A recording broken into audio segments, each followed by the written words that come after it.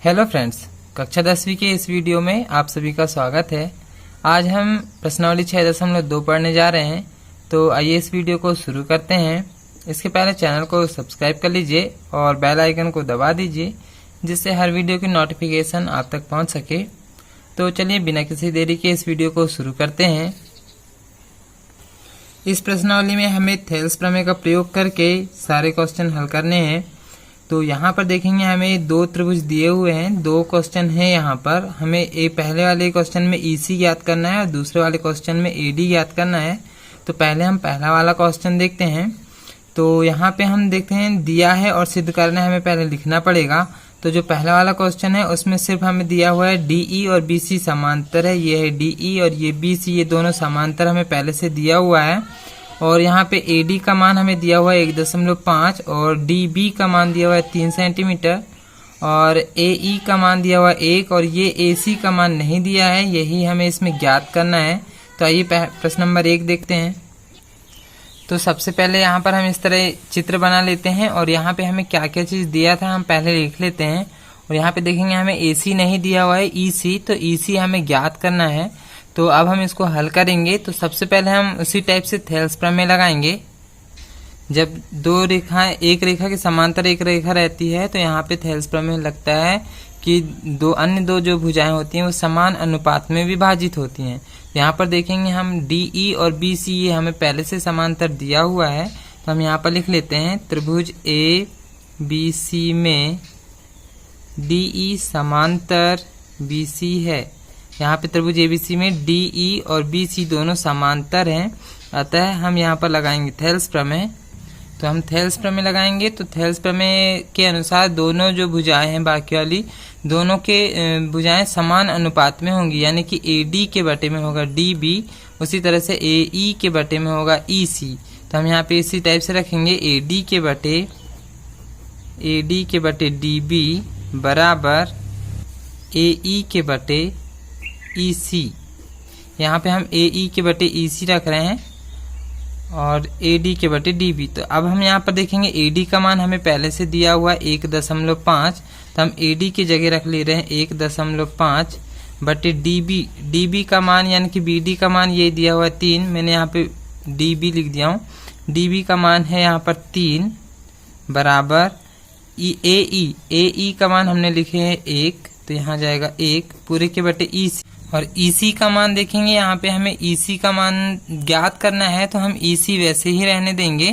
तो अब देखेंगे यहाँ पर EC का मान ज्ञात करना है, तो इसको हम पक्षांतर करके यहाँ ले जाएंगे 1.5 की जगह, और 1.5 और 3 को, ये दोनों को पक्षांतर करेंगे तो इस तरफ जाएगा।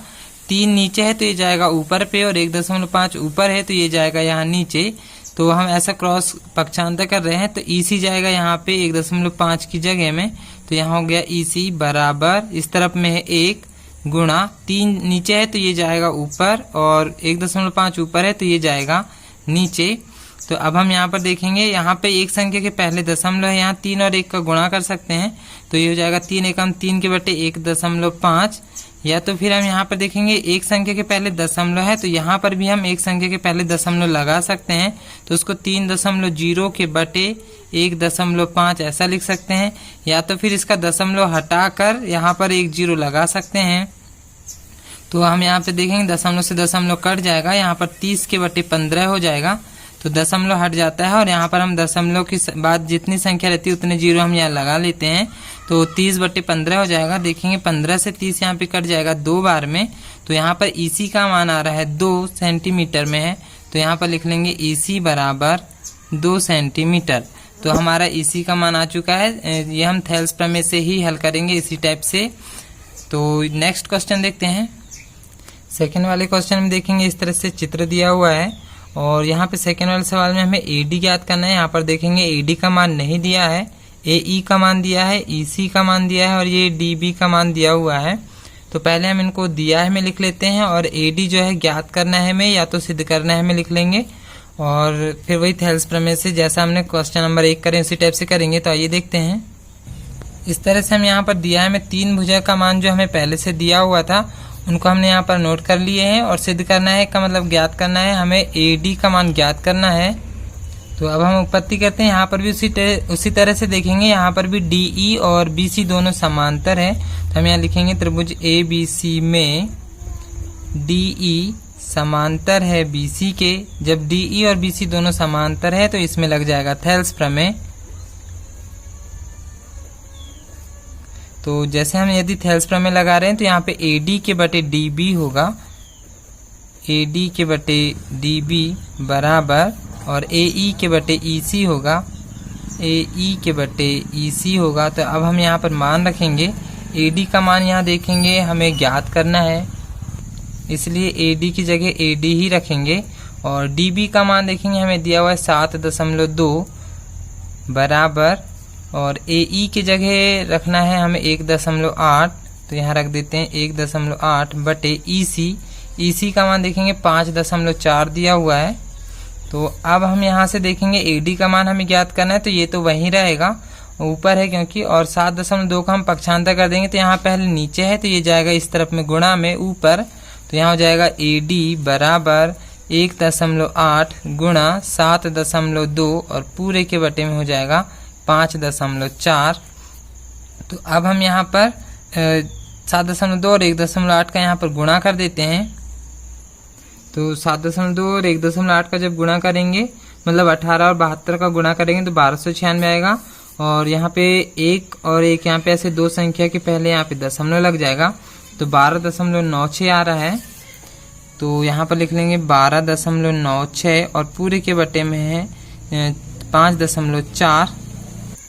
या तो फिर आप डायरेक्ट पहले 18 से 54 को काट सकते हैं और फिर जितना आंसर आएगा उसको 3, यानी जैसे 18 3 54 होता है तो 3 से 72 को भी काट सकते हैं, ऐसा भी कर सकते हैं। या फिर डायरेक्ट हमने यहाँ गुणा कर दिए हैं। अब हम देखेंगे इसका पहले दशमलव हटाएंगे, दशमलव के बाद दो संख्या, तो इसको भी दशमलव के बाद दो संख्या बनाएंगे, तो हम इसको लिख सकते हैं 12.96 के बटे 5.4 और एक जीरो अलग से लगा देंगे, तो यहाँ पर भी दो संख्या के पहले बाद दशमलव और यहाँ पर भी दो संख्या के बाद दशमलव हो जाएगा। तो दशमलव से दशमलव यहाँ पर हट जाएगा, तो सिर्फ बचेगा 1296 के बटे 540। अब हम सीधे 540 से इसमें भाग दे रहे हैं। तो यहाँ पर हम इस तरह से भाग देकर देखते हैं। 540 से डायरेक्ट दे रहे हैं 1296 में। तो अब हम यहाँ पर गुणा करके देखते हैं। 540 का जब 2 बार गुणा करेंगे तो 1080 आ रहा है, और यदि 3 बार गुणा कर देंगे तो 5 3 15 है, तो 1500 ऐसे ही ज्यादा हो जाएगा। तो हम 2 बार देंगे 1080 आएगा। अब इसको हम घटा कर देखेंगे तो 6 यहाँ पे बचेगा 1, यहाँ पे हो जाएगा 2, और यहाँ मतलब कि 216 आंसर बच रहा है। तो अब हम यहाँ भाग नहीं जाएगा तो उतारेंगे दशमलव का 1 जीरो, तो यहाँ पर 2160 हो गया। अब हम इसको देखते हैं कितने बार जाएगा। तो यदि हम 540 का यदि हम 4 बार गुणा करके देखेंगे तो 4 शून्य 0, 4 चौके 16 की 6 असले का 1 और 4 पंचे 20 और 1 21, देखेंगे 2160 आ रहा है। तो यहाँ पे 2160 ही लाना था, तो 4 बार जाएगा, 2160 आ रहा है।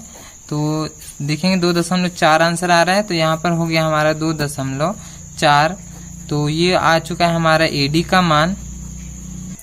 तो ये क्वेश्चन हो चुका है। नेक्स्ट क्वेश्चन देखते हैं। प्रश्न नंबर 2 में देखेंगे, यहाँ इसका हमें चित्र नहीं दिया हुआ है। ये जो चित्र है ये हमारा प्रश्न नंबर 3 का है।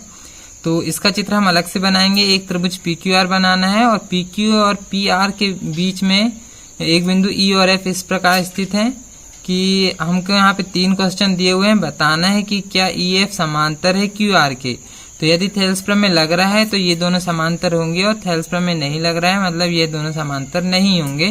तो आइए अब हम पहला वाला प्रश्न देखते हैं। अब हम यहाँ पे प्रश्न नंबर 2 का पहला वाला देखते हैं। तो यहाँ पे इस तरह से मान यहाँ पर दिया हुआ है, हमें चित्र नहीं दिया है। तो हमें एक PQR एक त्रिभुज दिया है बोल रहा है, और PQ और PR के बीच में 2 बिंदु लेना है E और F। तो हमने इसको मिला लिए। अब हमें बताने कि क्या ये दोनों समांतर है। तो हम सिद्ध करने में लिख लेंगे कि क्या ये दोनों समांतर है या नहीं, ये हम चेक कर लेंगे।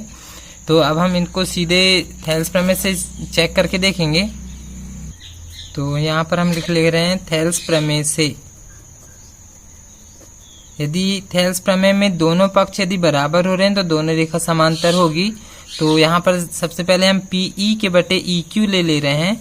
तो यहाँ पर हम PE के बटे EQ बराबर, इस तरफ से PF के बटे में FR आ जाएगा। तो PF बटे FR, तो यहाँ पर दोनों पक्ष बराबर आना चाहिए। तो देखेंगे पीई का मान हमें दिया हुआ है 3.9 और EQ का मान हमें दिया हुआ है 3 बराबर PF का मान हमें दिया हुआ है 3.6 और FR का मान दिया हुआ है 2.4। तो यहाँ पर तो देखेंगे दशमलव के बाद एक संख्या है, तो यहाँ पे भी हम दशमलव लगाकर 1 0 लगा लेंगे, तो ये हो जाएगा 3.9 के बटे 3.0। यहाँ पे दशमलव के बाद कोई संख्या नहीं है, तो यहाँ दशमलव लगा के हम 0 लगा सकते हैं। और इस तरफ में है 3.6 के बटे 2.4। तो अब हम देखेंगे कि क्या ये कटते हैं। पहले दशमलव में से दशमलव यहाँ हट जाएगा, तो यहाँ पे सिर्फ बचेगा 39 के बटे 30 और इस तरफ में हो जाएगा 36 के बटे 24। एक एक संख्या के पहले दशमलव है तो दशमलव हट जाएंगे। तो यहाँ पर देखेंगे हम ये कट जाएगा, 3 से ये कट रहा है तो ये हो जाएगा 3 धाम 30 और 3 एकम 3 और 3 3 9, यानी कि 13 बार में ये कट जा रहा है। तो यहाँ आ रहा है 13 बटे 10 और इस तरफ में देखेंगे ये दोनों तो 12 के पहाड़े में आते हैं, तो 12 दूनी 24 और 12 तिया 36 हो रहा है, मतलब कि 3 के बटे 2 आ रहा है। इस तरफ में 13 बटे 10 आ रहा है, इस तरफ में 3 बटे 2 आ रहा है, मतलब ये दोनों पक्ष तो बराबर नहीं आ रहे हैं। जब दोनों पक्ष बराबर नहीं है तो हम सीधे लिख सकते हैं अतः EF और QR ये दोनों समांतर नहीं है। तो यहाँ लिख लेंगे अतः EF समांतर QR नहीं है। क्यों? यदि दोनों पक्ष बराबर आएंगे तो समांतर होंगे और दोनों पक्ष बराबर नहीं आ रहे हैं, मतलब ये दोनों समांतर नहीं है। नेक्स्ट क्वेश्चन देखते हैं। अब जो सेकेंड वाला क्वेश्चन है उसमें भी ऐसे 4 मान दिए हुए हैं, तो हमने फिर से त्रिभुज बना लिए PQR और उसमें 2 बिंदु ले लिए हैं E और F, तो दोनों को मिला दिए हैं। अब इसमें भी हमें बताना है कि क्या ये दोनों समांतर हैं, तो वही हम फिर से थेल्स प्रमेय लगाएंगे। तो थेल्स प्रमेय लगाने से हम यहाँ पर PE के बटे EQ या QE लिख सकते हैं। यहाँ पर नाम यहाँ पे QE दिया हुआ है, तो हम PE के बटे QE देंगे, PE के बटे QE जिस तरह से यहाँ पे नाम दिया है बराबर यहाँ पर हो जाएगा PF के बटे RF, यहाँ पे RF नाम है, तो PF के बटे RF। तो अब हम यहाँ मान रखेंगे PE का मान है हमारे पास 4 और QE का मान है हमारे पास 4.5 और RF का मान है हमारे पास 8 और PF का मान है 8 और RF का मान है 9। तो अब हम यहाँ पर देखेंगे, यहाँ पे दशमलव के बाद एक संख्या है, तो यहाँ पे भी हम दशमलव के बाद एक संख्या लगा सकते हैं। तो इसको लगा लेंगे 4.0 हो जाएगा बटे में 4.5 और इस तरफ में 8 के बटे 9 है, तो इसका दशमलव यहाँ से हट जाएगा, तो ये हो जाएगा 40 के बटे 45 बराबर 8 बटे 9। अब हम देखेंगे ये दोनों संख्याएं किससे कट रही हैं। तो यहाँ पर देखेंगे ये संख्या 8 से कट जाएगी, तो 5 से कट जाएगी, तो 5 9 45 होता है और 5 8 40 होता है। तो यहाँ पर आ रहा है 8 के बटे 9 और इस तरफ में भी देखेंगे 8 बटे 9 इस तरफ में भी है। तो जब दोनों पक्ष यहाँ पर देखेंगे बराबर हो रहे हैं, तो दोनों पक्ष बराबर हो गए, इसका मतलब ये दोनों रेखाएं समांतर होंगी। तो हम सीधे लिख देंगे अतः EF समांतर होगा QR से, EF समांतर QR होगा, मतलब कि ये दोनों समांतर हैं। यदि दोनों पक्ष बराबर आ रहे हैं तो समांतर होगा और दोनों पक्ष बराबर नहीं आ रहे हैं तो समांतर नहीं होगा। तो इसी तरह से तीसरा वाला भी चेक कर लेते हैं। तीसरा वाला क्वेश्चन यहाँ पर देखेंगे तो यहाँ पर हमें PQ का मान पहले से दे दिया है। PQ देखेंगे पूरी फुल वाली भुजा है और यहाँ पे PE दिया हुआ है आधी वाली, मतलब पूरे PQ के बटे में हम रखेंगे PE। उसी तरह से यहाँ पे PR पूरी इस तरफ की ये बड़ी वाली भुजा दिया है, तो PR के बटे में रखेंगे PF, यानी पूरी फुल भुजा के बटे में ये आधी वाली भुजा रखेंगे। तो इस तरह से हम यहाँ पर मान लेते हैं, तो ये हो जाएगा PQ के बटे में आ जाएगा PQ के बटे में PE यहाँ पर हम ले रहे हैं, तो इस तरह में हो जाएगा PQ के बटे PE। इसी तरह से सेम यहाँ पे PR के बटे में हो जाएगा PF, जैसा कि चित्र में। तो यहाँ पर हम PQ का मान रख लेते हैं। PQ का मान देखेंगे हमारे पास दिया हुआ 1.28 बटे और PE का मान हमें दिया हुआ है 0.18 बराबर PR का मान हमें दिया हुआ है 2.56 और PF का मान हमें दिया हुआ है 0.36। तो यहाँ पर तो देखेंगे यहाँ पे भी दशमलव के बाद दो संख्या है, यहाँ पर भी दशमलव के बाद दो संख्या, यहाँ पर भी दशमलव के बाद दो संख्या। तो दशमलव से दशमलव यहाँ हट जाएगा, तो यहाँ हो जाएगा 128 के बटे में 18 बराबर यहाँ हो जाएगा 256 के बटे में 36। तो अब हम यहाँ पे 18 से 128 को भाग दे रहे हैं और 36 से 256 को भाग दे रहे हैं। तो यहाँ पर तो देखेंगे 18 के पहाड़े में 128 तो नहीं आता है, तो ये पूरा पूरा तो नहीं कट रहा है। तो इस तरफ को हम 2 से पहले काट कर देख लेते हैं।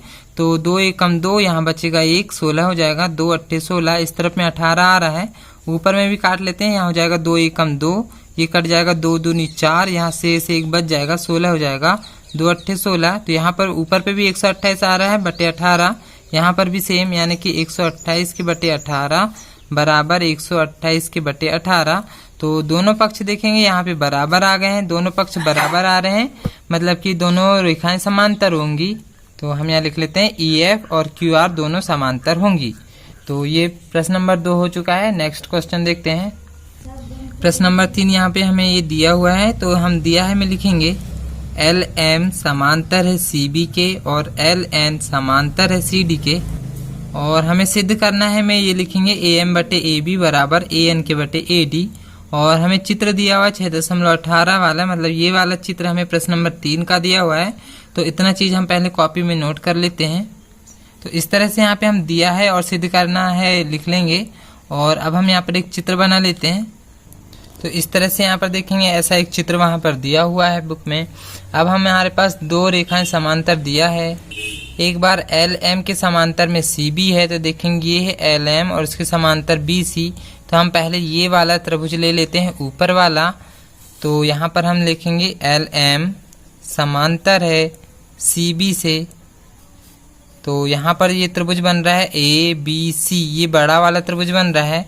तो हम यहाँ लिखेंगे अतः त्रिभुज ABC से। तो यदि ये त्रिभुज वहाँ पे समझ में ना आ रहा हो तो हम इसका एक रफ चित्र यहाँ पे बना लेते हैं।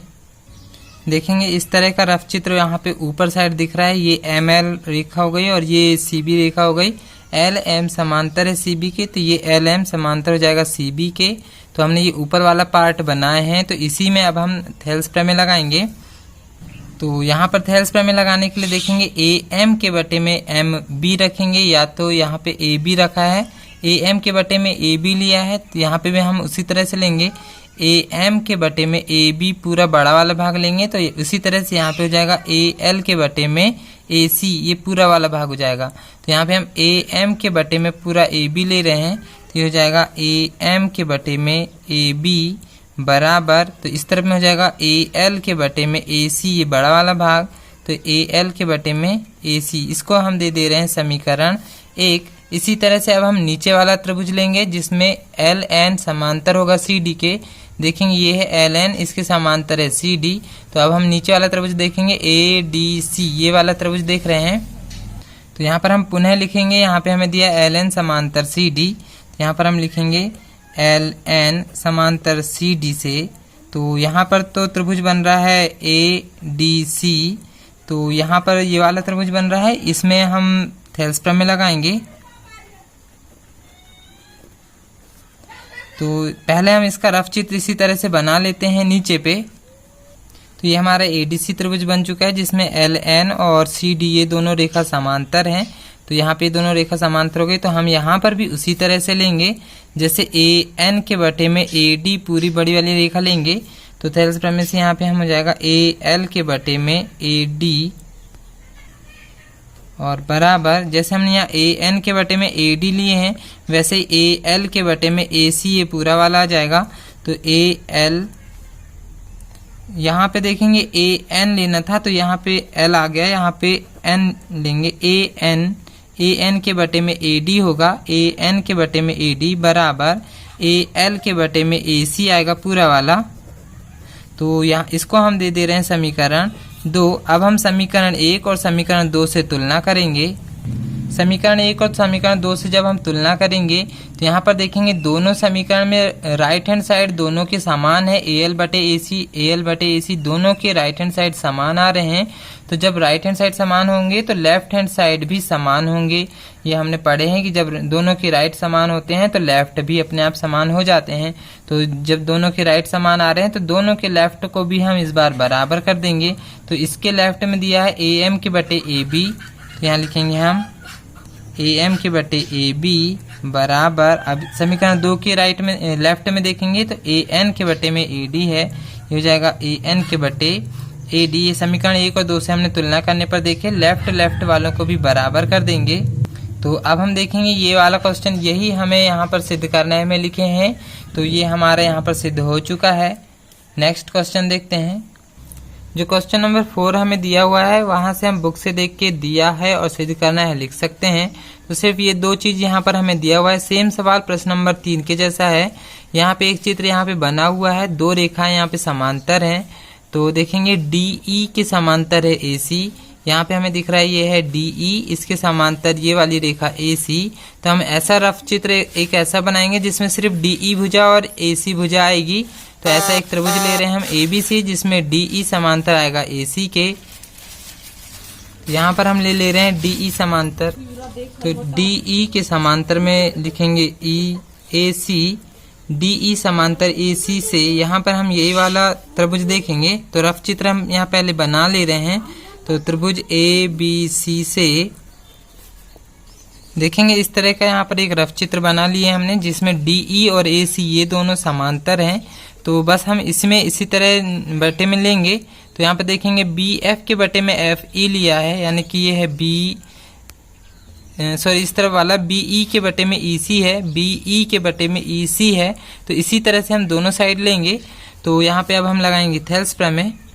तो हम यहाँ पर थेल्स प्रमेय लगा रहे हैं, तो यहाँ हो जाएगा BE के बटे में EC, BE के बटे EC बराबर, जैसे हमने यहाँ पे बटे में लिए उसी तरह से यहाँ पे भी लेंगे BD के बटे DA, हो जाएगा BD के बटे DA। हम इसको दे रहे हैं समीकरण 1। अब हम सेकेंड वाली रेखा देखेंगे DF समांतर AE, तो यहाँ पर हम लिखेंगे पुनः DF समांतर AE। तो अब हम यहाँ पर देखेंगे इसमें कौन सा त्रिभुज बन रहा है। तो DF और AE समांतर हैं, तो ये आ रहा है DF और ये आ रहा है AE। तो हम यही वाला त्रिभुज लेंगे जिसमें ABE यहाँ तक बस आ रहा है। तो अब हम यहाँ पर लेंगे त्रिभुज ABE से। तो हम पहले इसका रफ चित्र बना ले रहे हैं।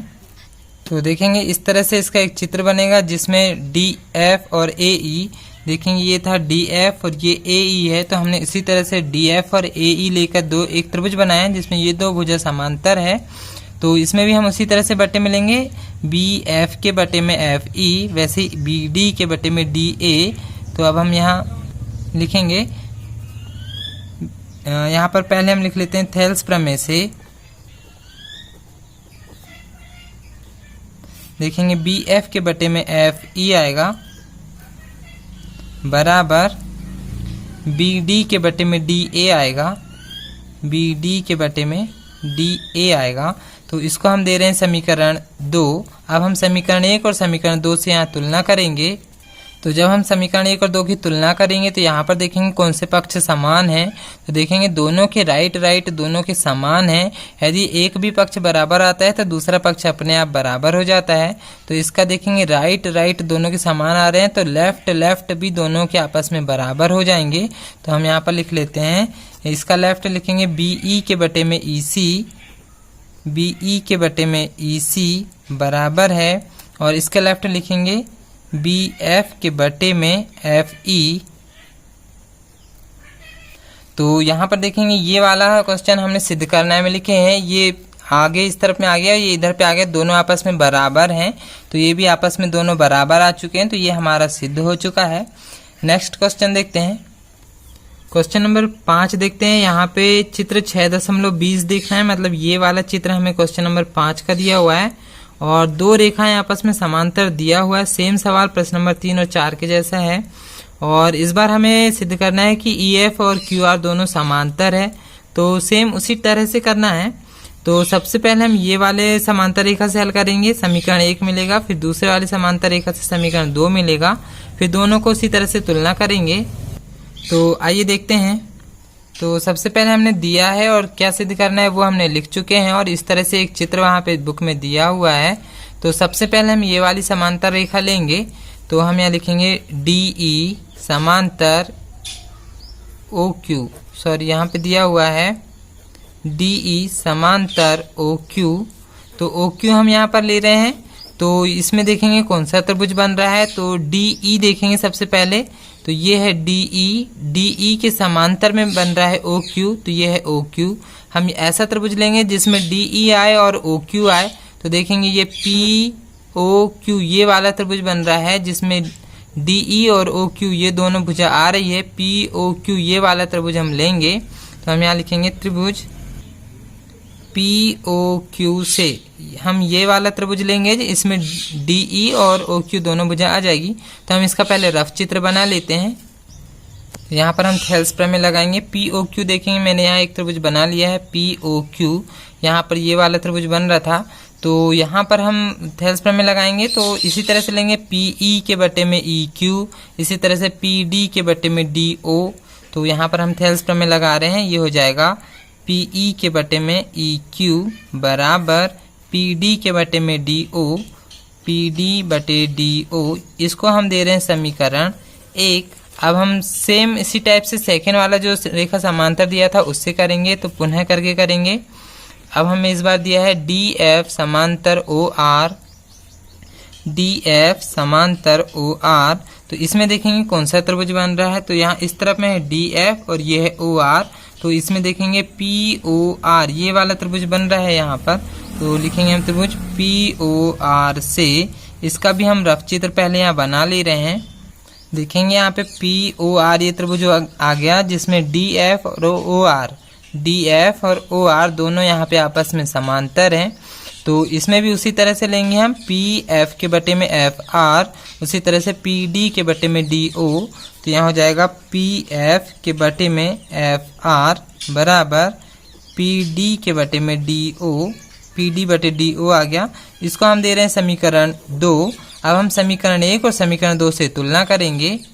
तो समीकरण 1 और 2 से जब तुलना करेंगे तो देखेंगे इसका राइट हैंड साइड और इसका राइट हैंड साइड दोनों के राइट बराबर आ रहे हैं। तो जब दोनों के राइट बराबर हैं तो दोनों के लेफ्ट भी आपस में बराबर हो जाएंगे समीकरण 1 और 2 से।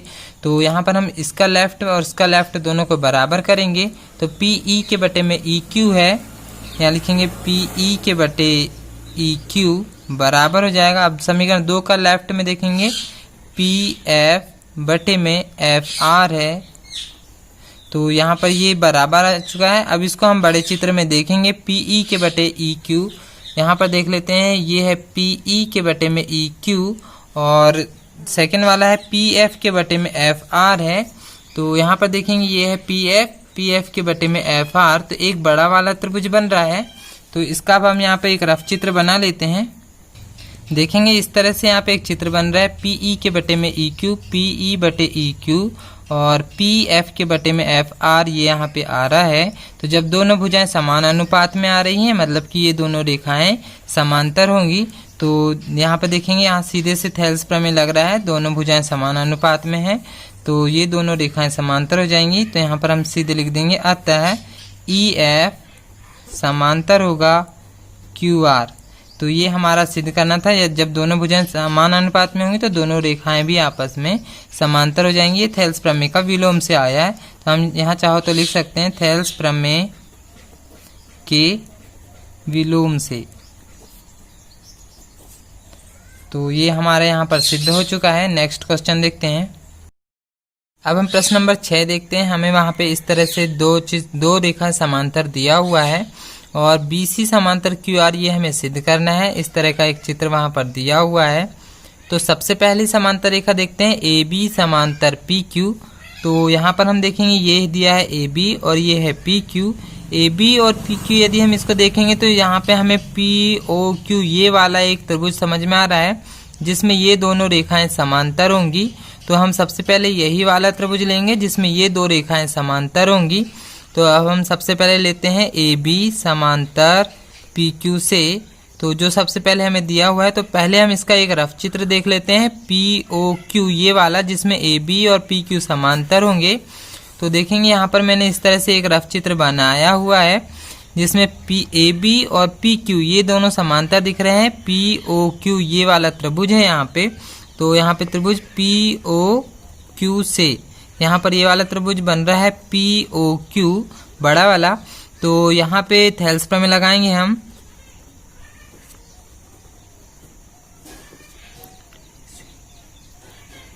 तो थेल्स प्रमेय जैसे हम यहाँ पर लगाते हैं, तो यहाँ पे जैसे ओ ए के बटे में ए पी आ जाएगा, उसी तरह से ओ बी के बटे में बी क्यू आ जाएगा। तो हम इसी तरह से यहाँ पर लिख लेते हैं, ओ ए के बटे में ए पी, तो ये हो जाएगा ओ ए बटे ए पी बराबर, इसी तरह से ओ बी के बटे में बी क्यू आ जाएगा, ओ बी बटे बी क्यू। ये हो गया हमारा समीकरण एक। इसी तरह से सेकेंड वाले जो रेखा समांतर दी है उससे हम चित्र बनाएंगे। तो अब यहाँ पर देखेंगे ए सी समांतर पी आर दिया हुआ है, तो इसी तरह से हम यहाँ पर लिखेंगे पुनः ए सी समांतर पी आर। तो अब हम देखते हैं यहाँ पर हमें कौन सा चित्र मिलेगा। तो देखेंगे ये है ए सी और ये है पी आर। तो ए सी और पी आर से देखेंगे पी ओ आर ये वाला एक त्रिभुज बन रहा है, जिसमें ए सी और पी आर दोनों रेखाएं समांतर आएंगी। तो इसका हम यहाँ पर एक ऐसा रफ चित्र बना ले रहे हैं, जिसमें ए सी और पी आर दो रेखा आएंगी। तो पी ओ आर ये वाला एक त्रिभुज बनेगा, त्रिभुज पी ओ आर से। तो इसमें भी वही हम थेल्स प्रमेय लगाएंगे। तो यहाँ पर देखेंगे सेम उसी तरह से हम बटे में लेंगे। तो ओ ए के बटे में ए पी आएगा, ओ ए बटे ए पी बराबर, उसी तरह से ओ सी के बटे में सी आर आएगा। तो ये हो जाएगा ओ सी के बटे सी आर। इसको हम देंगे समीकरण 2। अब हम समीकरण 1 और समीकरण 2 से तुलना करेंगे। तो जब समीकरण 1 और 2 की तुलना करेंगे, तो इसमें देखेंगे दोनों के लेफ्ट दोनों के समान हैं। तो जब दोनों के लेफ्ट समान हैं, तो दोनों के राइट भी आपस में समान हो जाएंगे। इसका मतलब ओ बी के बटे बी क्यू बराबर में हो जाएगा ओ सी के बटे सी आर, क्योंकि दोनों राइट वाले हैं, तो दोनों भी आपस में बराबर हो जाएंगे। तो इसके लेफ्ट बराबर आ रहे हैं, तो हम यहाँ पर लिखेंगे ओ बी के बटे बी क्यू, ओ बी बटे बी क्यू। ये समीकरण 1 का राइट वाला हो गया। अब समीकरण 2 का राइट वाला लिखेंगे बराबर में ओ सी के बटे सी आर। तो यहाँ पर अब देखते हैं ओ बी के बटे बी क्यू और ओ सी बटे सी आर ये चित्र में कहाँ दिख रहा है। तो यहाँ पर देखेंगे ये आ रहा है ओ बी के बटे बी क्यू और ओ सी के बटे सी आर। यहाँ पर ये वाला एक छोटा सा त्रिभुज बन रहा है, जिसमें ओ क्यू आर ये वाला एक त्रिभुज बन रहा है, जिसमें ओ बी के बटे बी क्यू आ रहा है और ओ सी के बटे सी आर आ रहा है। तो हम ये छोटा सा एक रफ चित्र बनाकर देख लेते हैं। तो यहाँ पर देखेंगे ओ बी के बटे बी क्यू, ओ बी के बटे बी क्यू आ रहा है और ओ सी के बटे सी आर यहाँ पर बन रहा है। जब दोनों भुजाएं समान अनुपात में होंगी, तो ये दोनों रेखाएं आपस में समांतर होंगी। तो यहाँ हम सीधे लिख सकते हैं, अतः बी सी समांतर क्यू आर, बी सी समांतर क्यू आर। देखेंगे यही हमें यहाँ पर सिद्ध करना था। तो बी सी समांतर क्यू आर यहाँ पे हमारा आ चुका है, क्योंकि यहाँ पे दोनों रेखाएं समान अनुपात में, इसलिए ये दोनों रेखाएं आपस में समांतर होंगी। तो ये सिद्ध हो चुका है। नेक्स्ट क्वेश्चन देखते हैं। यहाँ पर आप चाहो तो लिख सकते हैं थेल्स प्रमेय के विलोम से, क्योंकि जब दो रेखाएं समान अनुपात में होती हैं तो दोनों रेखाएं समांतर होती हैं। ये थेल्स प्रमेय का विलोम है, तो ये लास्ट में ऐसा लिख सकते हैं। नेक्स्ट क्वेश्चन देखते हैं। अब यहाँ पर देखेंगे हमें जो प्रश्न नंबर 7 और 8 दिया है, ये प्रमेय 6.1 और प्रमेय 6.2 से हल करना है। तो यहाँ पे हमें सिद्ध कीजिए कि बोल रहा है एक त्रिभुज की एक भुजा के मध्य बिंदु से, कोई भी एक त्रिभुज लेना है, उसमें एक भुजा का मध्य बिंदु लेना है और दूसरी भुजा के समांतर एक रेखा खींचना है। तो तीसरी वाली भुजा को समद्विभाजित करती है, ये हमें सिद्ध करना है। तो इतनी वाली लाइन जो तीसरी भुजा को समद्विभाजित करती है, ये हमें सिद्ध करना है। और ये इतना चीज यहाँ से लेके यहाँ तक हम इसको दिया है, मैं लिख सकते हैं। तो हम लिख लेते हैं, पहले एक त्रिभुज का नाम ले लेते हैं। मान के चलो हम ABC ले रहे हैं। तो एक त्रिभुज की एक भुजा का मध्य बिंदु, तो हम इसको इस तरह से लिखेंगे। तो यहाँ पर देख सकते हैं प्रश्न नंबर 7 में हमने यहाँ पर एक त्रिभुज ABC लिए हैं। तो हम दिया है, में लिख सकते हैं कि त्रिभुज ABC में कोई भी एक भुजा का मध्य बिंदु ले रहे हैं। तो मान के चलो हम AB का एक मध्य बिंदु ले रहे हैं। तो यहाँ लिखेंगे AB भुजा का मध्य बिंदु ई है। हम यहाँ पर ले रहे हैं AB भुजा का मध्य बिंदु ई है, तो यहाँ पर हम कहीं पर भी AB के बीचों बीच में एक बिंदु ले रहे हैं ई, और फिर आगे प्रश्न में लिखा है कि दूसरी भुजा के समांतर खींची गई रेखा। तो ये दूसरी भुजा हम ले रहे हैं BC, इसके समांतर यहाँ से एक रेखा खींचेंगे। तो BC के समांतर यहाँ से हमने एक रेखा खींचे, तो यहाँ पर देखेंगे एक और बिंदु मिल रहा है F। तो आगे प्रश्न में यहाँ पर हम लिख ले रहे हैं BC समांतर EF खींचा, ये भी हमें दिया हुआ है, दिया है। और अब हमें सिद्ध करना है तीसरी भुजा अब हमारी बची है, देखेंगे AC समद्विभाजित होती है,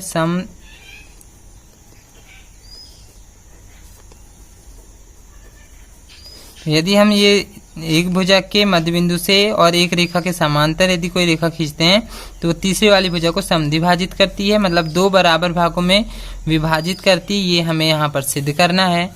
तो इतना चीज हम यहाँ पर लिख सकते हैं, और ये हमने यहाँ पर चित्र बना लिए हैं। तो सबसे पहले हम उत्पत्ति में करेंगे, जो हमें दिया हुआ है हम उसी से स्टार्ट करेंगे। हमने देखे हैं AB के बीचों बीच में एक बिंदु E लिए हैं, तो यहाँ पे जो दिया है हम उसी से स्टार्ट करेंगे। AB का देखेंगे AB का मध्य बिंदु E है, ये हमें यहाँ पर प्रश्न में दिया हुआ है। तो AB का जब बीच का बिंदु E है, मतलब AE, इतना वाला पार्ट AE और EB ये दोनों पार्ट आपस में बराबर होंगे, क्योंकि ये बीचों बीच का बिंदु है। तो यहाँ पर देखेंगे AE और EB ये दोनों आपस में बराबर हो जाएंगे। AE बराबर EB होगा, क्योंकि ये बीच का बिंदु है। तो यहाँ से देखेंगे हम EB को हम इस तरफ पक्षांतर कर देंगे, इसके भाग में चले जाएगा, तो ये हो जाएगा AE के बटे में हो जाएगा EB। तो देखेंगे इस तरफ में सिर्फ क्या बचेगा, यहाँ पर 1, इसको हम दे रहे हैं समीकरण 1।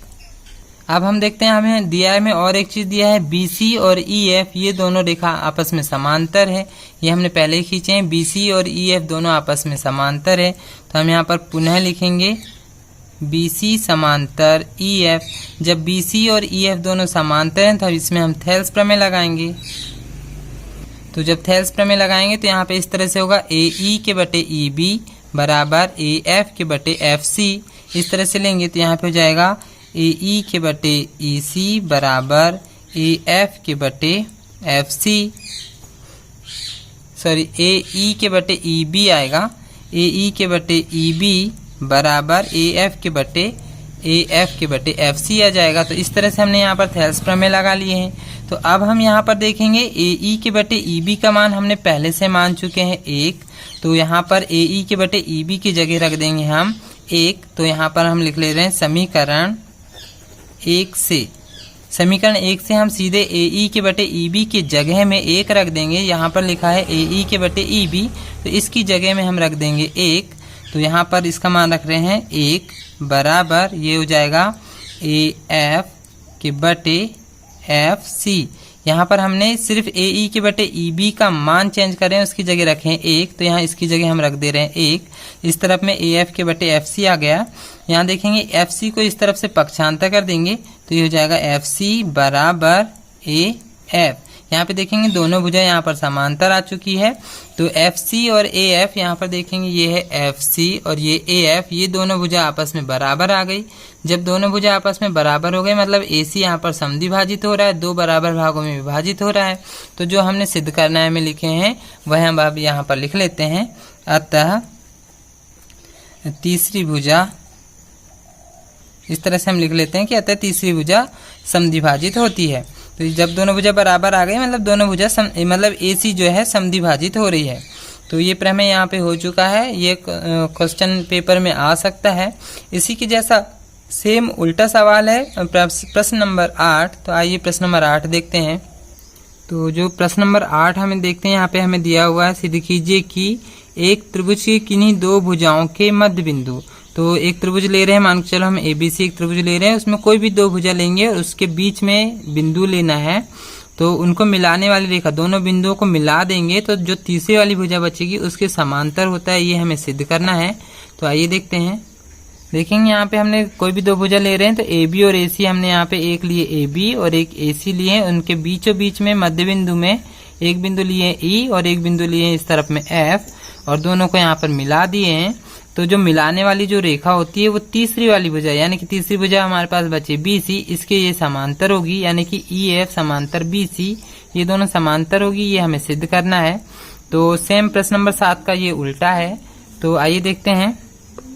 तो उत्पत्ति में हम सबसे पहले करेंगे ए बी भुजा का मध्य बिंदु है यहाँ पर ई, तो इसी तरह से लिखेंगे यहाँ पर। देखेंगे ए बी भुजा का मध्य बिंदु हमने लिए हैं ई, इसका मतलब यहाँ पर ए ई और ई बी ये दोनों आपस में बराबर होंगे, तो हम लिखेंगे ए ई बराबर ई बी, क्योंकि बीच का बिंदु है इसलिए ये दोनों पार्ट आपस में बराबर होंगे।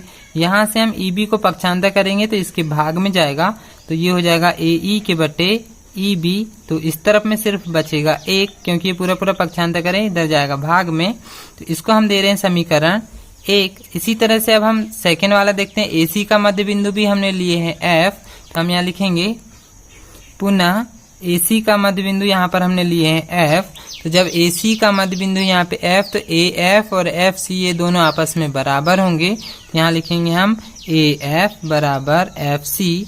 तो यहाँ से हम सीधे एफ सी को इस तरफ पक्षांतर कर देंगे तो ये हो जाएगा ए एफ के बटे में एफ सी। तो यहाँ पर सिर्फ बचेगा एक, ये हो गया हमारा समीकरण 2। अब हम समीकरण 1 और समीकरण 2 से तुलना करेंगे।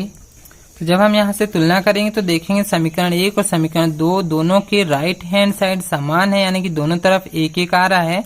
तो जब राइट हैंड साइड समान है तो लेफ्ट हैंड साइड भी आपस में बराबर हो जाएंगे। तो यानी ए एफ के बटे ई, ए ई के बटे में ई बी है, ए ई बटे ई बी बराबर इधर पे ए एफ के बटे एफ सी है, ए एफ बटे एफ सी। तो यहाँ पर इसको अब हम चित्र में देखेंगे तो ये आ रहा है ए ई के बटे ई बी और ए एफ के बटे में एफ सी। ये यहाँ पे देखेंगे थेल्स प्रमेय का विलोम यहाँ पे लग रहा है। जब दो भुजाएं समान अनुपात में होती हैं तो दोनों रेखाएं आपस में समांतर होती हैं, या तीसरी भुजा के समांतर होता है। तो यहाँ पर हम लिखेंगे थेल्स प्रमेय के विलोम से। थेल्स प्रमेय का विलोम यहाँ पर लग रहा है, दोनों रेखाएं दो भुजा समान अनुपात में है, इसलिए जो तीसरी वाली भुजा है ये आपस में समांतर हो जाएगी, यानी कि ई एफ समांतर हो जाएगा बी सी के। यहाँ हम लिख लेंगे ई एफ समांतर बी सी। देखेंगे यही हमें यहाँ पर सिद्ध करना है में लिखे हैं। तो ये यहाँ पे क्वेश्चन हो चुका है। नेक्स्ट क्वेश्चन देखते हैं। प्रश्न नंबर 9 देखते हैं। यहाँ पे हमें एक ए बी सी डी एक समलंब दिया हुआ है जिसमें ए बी और डी सी समांतर है। तो हम इसमें ए बी सी डी एक समलंब चतुर्भुज बनाएंगे और उसमें ए बी और डी सी को समांतर रखेंगे और इसके विकर्ण जो है परस्पर बिंदु ओ पर प्रतिच्छेद करते हैं और ये हमें सिद्ध करना है। तो आइए प्रश्न नंबर 9 देखते हैं। तो यहाँ पे इस तरह से दिया है, हम लिख लेंगे ए बी सी डी एक समलंब है, मतलब समलंब चतुर्भुज है और ए बी और डी सी दोनों समांतर हैं। तो ये ए बी और ये डी सी समांतर दिए हमने और ये दोनों मतलब ये एक समलंब चतुर्भुज हो गया। तो यहाँ पे विकर्ण जो है बिंदु ओ पर प्रतिच्छेद कर रहे हैं, तो यहाँ से हम विकर्णों को मिला लेते हैं। तो इस तरह से यहाँ पे हमने दोनों विकर्णों को मिला लिए। देखेंगे ये बिंदु ओ पर प्रतिच्छेद कर रहे हैं। तो यहाँ पे अब हम देखेंगे, यहाँ पे हम त्रिभुज इस टाइप से लेंगे कि इसमें दो भुजाएं समान अनुपात में विभाजित हों। तो उसके लिए यहाँ से हमें एक रचना करना पड़ेगा। बिंदु ओ से ए बी के समांतर एक रेखा खींचेंगे, या तो बिंदु ओ से डी सी के समांतर एक रेखा खींचेंगे। तो यहाँ से हम ऐसी एक समांतर रेखा खींच रहे हैं, इसको हम नाम दे रहे हैं मान के चलो ई। तो ए बी सी डी और ये हो जाएगा ई। तो हमने ओ ए खींचे हैं ए बी रेखा के समांतर, या तो फिर ओ ई हो जाएगा डी सी के भी समांतर। तो यहाँ पे हम रचना कर रहे हैं। रचना हमने करे हैं ओ ई समांतर ए बी, ओ ई समांतर ए बी तथा ओ ई समांतर डी सी खींचा। मतलब कि जो ओ ई है वो ए बी के भी समांतर होगी और डी सी के भी समांतर होगी। तो यहाँ से हमने ओ ई एक रेखा खींचे हैं, तो डैश करके खींचे हैं हमने। तो अब हम यहाँ पर उत्पत्ति करेंगे। तो सबसे पहले हम ये वाले लेंगे ओ ई समांतर ए बी से, ओ ई समांतर ए बी से। तो अब हम यहाँ पर देखेंगे एक त्रिभुज बनेगा जिसमें हम थेल्स प्रमेय लगाएंगे। तो ओ ई, ये वाला ओ ई समांतर है यहाँ पे ए बी, तो इसका हम पहले एक रफ चित्र बना ले रहे हैं।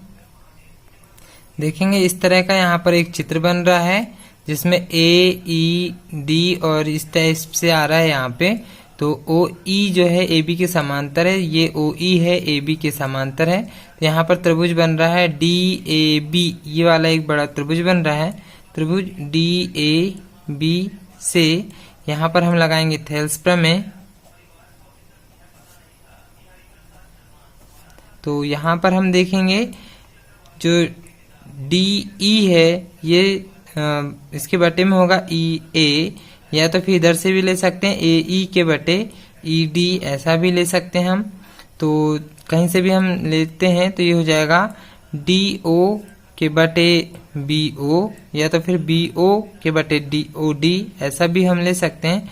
तो ये यहाँ पे हम इस तरह से ले रहे हैं जैसे ए ई के बटे ई डी, ये हो जाएगा ए ई बटे ई डी बराबर इस तरफ में से वैसे बी ओ के बटे डी ओ, बी ओ बटे डी ओ।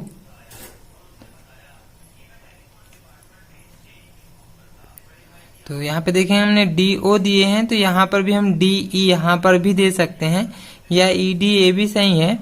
तो इसको हम दे सकते हैं समीकरण 1। इसी तरह से अब हम दूसरी जो रेखा समांतर माने उसको लेकर चलते हैं। तो ओ ई समांतर है डी सी। अब हम यहाँ पर करेंगे पुनः ओ ई समांतर डी सी। तो यहाँ पर अब हम इसका यहाँ पर चित्र बना लेते हैं, ये है ओ ई और ये है डी सी, इन दोनों को समांतर लेना है। तो अब ऐसा त्रिभुज लेंगे जिसमें ये दोनों भुजाएं समांतर हों। तो अब यहाँ पे हम एक रफ चित्र बना रहे हैं। देखेंगे इस तरह का यहाँ पर है ओ ई और डी सी, ओ ई और ये डी सी दोनों आपस में समांतर है। तो हमने यहाँ से लिए, तो अब हम इसको यहाँ पे त्रिभुज का नाम हो जाएगा ए डी सी, त्रिभुज ए डी सी से इसमें फिर से हम थेल्स प्रमेय लगाएंगे। तो यहाँ पर हम इसी तरह से बटे में लेंगे। तो यहाँ पे हो जाएगा ए ई के बटे ई डी, यहाँ पर हमने लिए हैं उसी तरह से ए ई बटे ई डी बराबर सेम उसी तरह से यहाँ पर भी ए ओ के बटे यहाँ पे हम सी ओ ले सकते हैं, ए ओ बटे सी ओ। तो इसको हम दे रहे हैं समीकरण 2। अब हम देखेंगे समीकरण 1 और समीकरण 2 से यहाँ पर हम तुलना कर ले रहे हैं। तो जब हम समीकरण 1 और 2 से तुलना करेंगे तो यहाँ पर हम देखेंगे कि लेफ्ट दोनों के समान है। जब दो समीकरण से तुलना करते हैं और कोई भी एक पक्ष बराबर होता है तो दूसरा पक्ष हमेशा बराबर हो जाता है। तो यहाँ पर देखेंगे इसका लेफ्ट दोनों के बराबर है, तो दोनों के राइट हैंड साइड भी आपस में बराबर होंगे। तो हम दोनों के राइट हैंड साइड को बराबर कर लेते हैं। तो पहले देखेंगे इस तरफ में ए ओ वाला है, तो पहले हम इसको ही लिख लेते हैं, या इसको भी लिखेंगे तो भी सही है, दोनों को आपस में बराबर करना है। तो पहले मैं यहाँ पे ए ओ वाला लिख रहा हूँ, ए ओ के बटे सी ओ। पहले समीकरण 2 से राइट वाला ले लिए और फिर समीकरण 1 से राइट वाला ले रहे हैं, तो इसी के बराबर में लिखेंगे बी ओ के बटे डी ओ। तो यहाँ पर देखेंगे ये अभी हमारा सिद्ध करने वाला नहीं आया, नीचे पे बी ओ आना चाहिए। तो यहाँ पर तो नीचे सी ओ आया है। तो यहाँ पे हम एकांतरा अनुपात नियम लगाएंगे, मतलब कि यहाँ से बी ओ को पक्षांतर करेंगे यहाँ और ये सी ओ को पक्षांतर करेंगे यहाँ पर। तो इसको बोलते हैं एकांतरा अनुपात का नियम। तो यहाँ से हो जाएगा ए ओ के बटे बी ओ, ये सी ओ जाएगा बी ओ की जगह में और बी ओ आएगा सी ओ की जगह में। तो बराबर ये सी ओ जाएगा ऊपर और बटे में डी ओ। तो ये यहाँ पर लगाए हैं हमने एकांतरा अनुपात।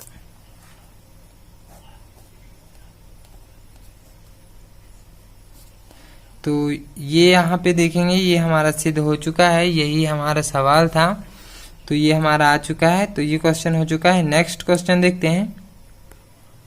देखेंगे इस तरह का हमें प्रश्न नंबर 10 दिया हुआ है। यहाँ पर एक चतुर्भुज एबीसीडी दिया हुआ है और उसके जो विकर्ण है बिंदु ओ पर प्रतिच्छेद करते हैं, और ये भी हमें दिया हुआ है पहले से, सेम प्रश्न नंबर 9 के जैसा है, मतलब ये उसका उल्टा है।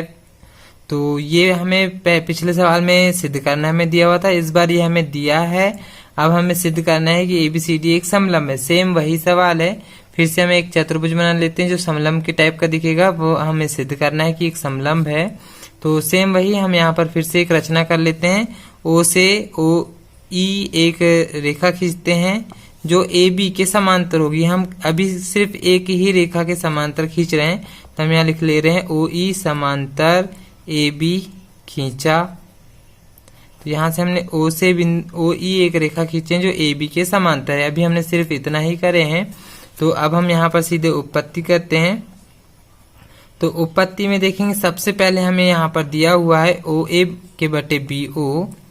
यहाँ पर देखेंगे ए ओ के बटे बी ओ बराबर हमें दिया हुआ है सी ओ के बटे डी ओ। ये हमें यहाँ पर पहले से दिया हुआ है।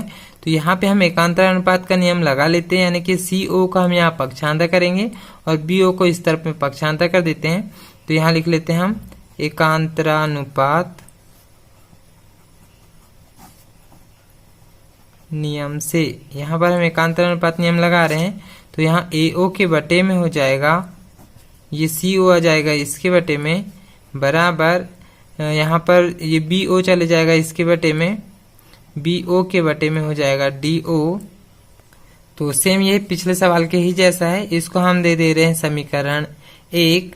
अब यहाँ से देखेंगे हमने अभी यहाँ पे ओ ई एक रेखा खींचे थे जो ए बी के समांतर थी, मतलब ये वाली रेखा जो हमने रचना करे हैं उससे करेंगे। तो हम यहाँ पर लिख रहे हैं पुनः ओ ई समांतर ए बी से। तो यहाँ पर अब हम इसका एक रफ चित्र देख ले रहे हैं। ये है ओ ई और ये है ए बी। तो यहाँ पर देखेंगे ये वाला एक त्रिभुज बन रहा है, इसमें भी थेल्स प्रमेय लग जाएगा। तो इसका हम रफ चित्र पहले यहाँ पर बना ले रहे हैं।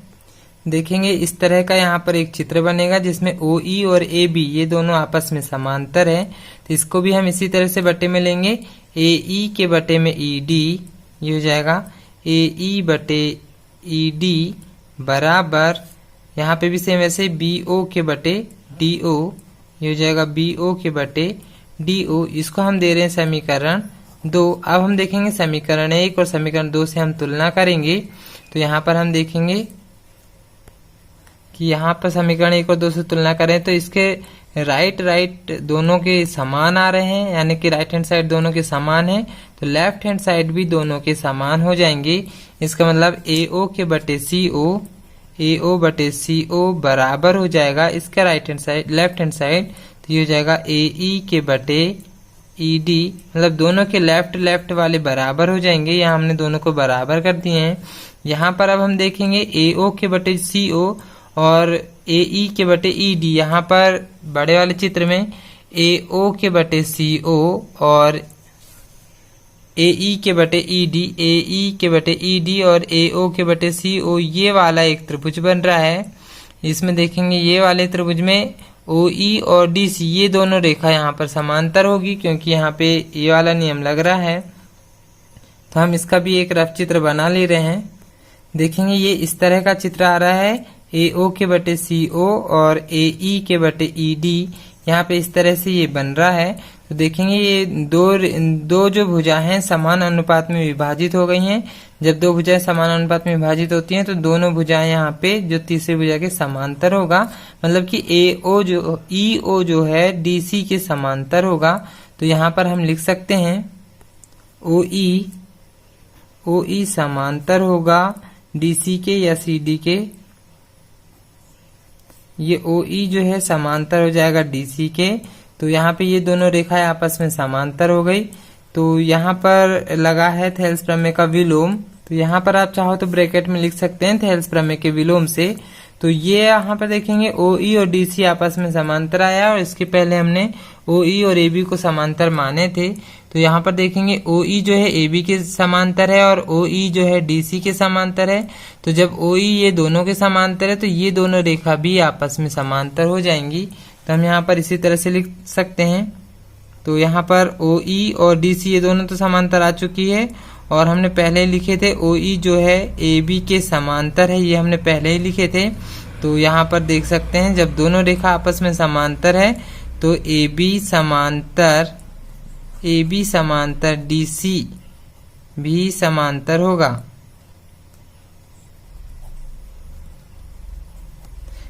जब ओ ई और डी सी समांतर है, ओ ई और ए बी समांतर है, तो ए बी और डी सी भी आपस में समांतर हो जाएंगे।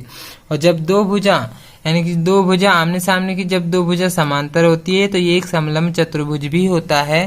तो हम यहाँ पर लिख सकते हैं अतः ABCD एक समलंब चतुर्भुज होगा। तो यहाँ पर ये क्वेश्चन हो चुका है। देखेंगे मैंने यहाँ पे लगभग सारे क्वेश्चन हल कराया है। और यहाँ पे अगर कोई क्वेश्चन आप लोगों को समझ में नहीं आता है तो मुझे कमेंट करके भी बता सकते हैं। तो इस वीडियो को पूरा देखने के लिए आप सभी का धन्यवाद।